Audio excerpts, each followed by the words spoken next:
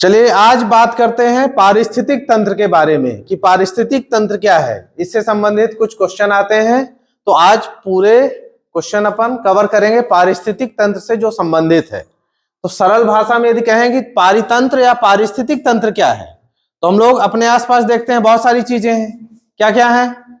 पेड़ पौधे हैं, और क्या है? जीव जंतु हैं। इसके अलावा नदी है, पहाड़ है, सूर्य का प्रकाश है। ये सब एक दूसरे से मिलकर, एक दूसरे के साथ मिलकर क्या बनाते हैं? पारिस्थितिक तंत्र बनाते हैं। मतलब दोनों चीजें जैविक और अजैविक, मतलब जो जीवित है और जो जीवित नहीं है, वो दोनों मिलकर क्या बनाते हैं? पारितंत्र का निर्माण करते हैं। तो यदि आपको लिखना हो तो क्या लिखेंगे? वह तंत्र जो सजीवों एवं निर्जीवों के आंतरिक संबंधों के कारण उत्पन्न और विकसित होता है, यह पारितंत्र या पारिस्थितिक तंत्र कहलाता है। मतलब इसमें कितने घटक होंगे? कौन कौन से? जैविक और अजैविक, दो घटक होंगे, जैविक और अजैविक। जैविक मतलब सजीव और अजैविक मतलब निर्जीव, जिनमें जीवन नहीं होता है। जैसे पानी है, जीवन नहीं है इसमें, मिट्टी जीवन नहीं है, लेकिन हमारे लिए बहुत काम का है, हम उस पर आश्रित हैं, उसके बिना नहीं रह सकते हैं। तो ये सजीव और निर्जीव, जैविक और अजैविक दोनों मिलकर क्या बनाते हैं?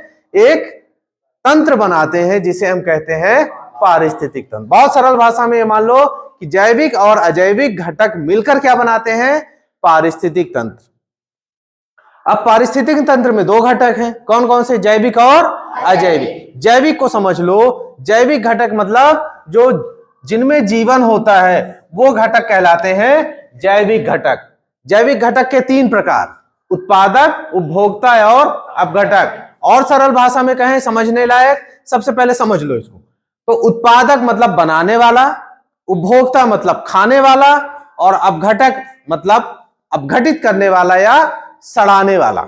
तो तीन चीजें, उत्पादक मतलब बनाने वाला, उपभोक्ता मतलब खाने वाला, उसका उपभोग करने वाला, और अपघटक का मतलब है उसे सड़ाने वाला या अपघटित करने वाला।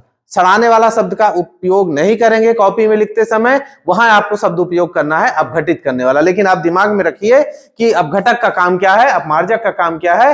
ये किसी भी ये जो उत्पादक है या उपभोक्ता है, इनको अपघटित करने का काम करते हैं। तो उत्पादक में क्या होगा?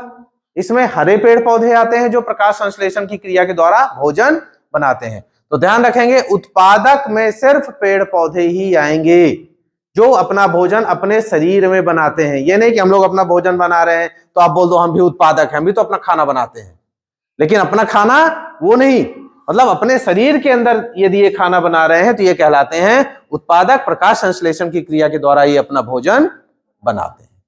बात समझ में आई? उपभोक्ता, अब इसने बना दिया तो कोई तो खाएगा, कौन खाएगा? उपभोक्ता। उपभोक्ता कौन? जो उत्पादक द्वारा बनाए गए भोज्य पदार्थ को ग्रहण करते हैं, उपभोग करते हैं, वो कहलाते हैं उपभोक्ता। अब इसने बना लिया, इसको हम खाने वाला कहेंगे।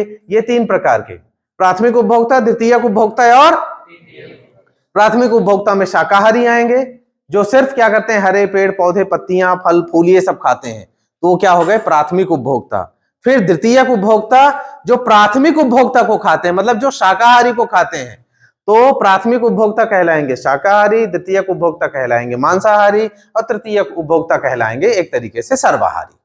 तो ये हो गए उपभोक्ता के प्रकार। और उपभोक्ता के बाद आते हैं अपघटक में। तो अपघटक का मतलब होता है ये क्या करते हैं? उत्पादक को और उपभोक्ता को अपघटित कर देते हैं, सड़ा देते हैं। देखते होंगे बहुत जगह क्या होता है, मान लो कोई जीव मर गया तो कुछ दिन बाद वो धीरे धीरे करके कहां मिल जाता है? मिट्टी में मिल जाता है। किस वजह से? क्योंकि ये जो अपमार्जक होते हैं या जो अपघटक होते हैं, ये क्या करते हैं? जटिल कार्बनिक पदार्थों को सरल अकार्बनिक पदार्थों में बदल देते हैं, जो कि धीरे धीरे कहां मिल जाता है? मिट्टी में। तो ये सड़ाने का काम करता है, अर्थात अपघटित करने का काम करता है। तो ये तीनों आ गए समझ में। उत्पादक भोज्य पदार्थ बनाने का काम करता है, हरे पेड़ पौधे हैं प्रकाश संश्लेषण की क्रिया से। उपभोक्ता, ये उत्पादक के द्वारा बनाए गए भोज्य पदार्थों को ग्रहण करते हैं, खाते हैं। इसके तीन प्रकार हैं, प्राथमिक, द्वितीयक और तृतीयक। अपघटक ये सूक्ष्म जीव होते हैं, ये क्या करते हैं, ये अपघटित कर देते हैं, सड़ा देते हैं और धीरे धीरे उसको मिट्टी में मिला देते हैं। अब बारी आई अजैविक घटक की।